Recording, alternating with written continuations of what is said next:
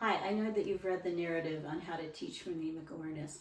I thought it'd be easier if I could show you with a picture book how to get to those phonemes with illustrations and breaking those words down into phonemes. So I'm going to use the Ugly Duckling because it has beautiful illustrations. I'm going to start first with just duck. And so when you're getting your 4-year-old, 5-year-old, 6-year-old to start thinking that there's sounds that make words, you've got to show them that there's phonemes and you want them to be held in their heads. So when I use the word duck, I show them k, duck. We don't care if the word has 4 letters in it. What we hear is 3 sounds, k. And that's what you want your kids to be doing. So we're going to go through this, and that's what we were talking about in the book, that we want you to start with phonemic awareness. So here's a really beautiful picture. There's lots of things here. There's ducks, there's fish, there is, probably, let's see, pond would be another one. So let's do a few of these. So duck, we did. Let's go to fish. F-ish. Now sh is one sound. So it's f-ish, fish. If you do pond, p-on-d, you've actually got 4 sounds. Kids might do the nd together. That's okay, because they're still hearing a sound. So you could say p-on-d and let it be at that. Eventually they're going to start to distinguish those sounds and go d, and that's all right also. Going to this one, how fun this is. We've got dogs, and we've got ferns, and we've got actually fronds of ferns. So, but let's do dog, because they love this. They would see that first. And dog, d-a-g, dog. So what you want your kids to start to be able to do it without you say, so we say dog, give me the sounds that you hear, and they would go d-a-g, dog. They're holding the d, the a, and the g in their head. So when you start to then eventually in 1st grade start to bring letters and sounds together, they've already held those phonemes in their head. Let's do fern. Fern. Fern's interesting because it's got an R controlled in there. So it's f-er-n. So there's the is one sound. So f-er-n, fern.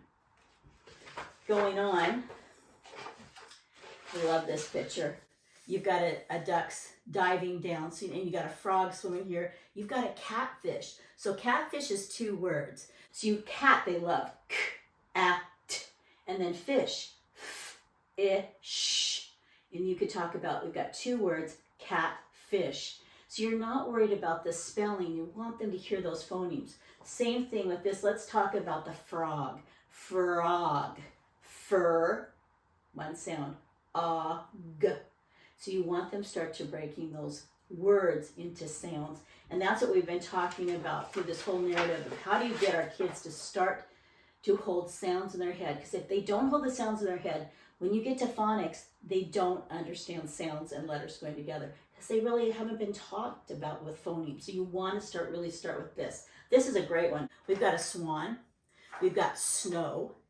And we've even got freeze. So let's try those. So swan, swa, got 2 sounds or 1. Let them do 1 or 2. On. And so that's a kind of a tough one. I would probably save that for when you've got a kid that's starting to really get ready to go to phonics. Snow's an easy one. Sn-o, 2 sounds. Sn-o.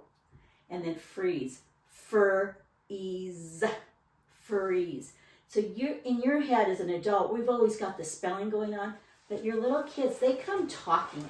They talk. We're people that talk. Why are we not using the talking with our kids? This is a great picture.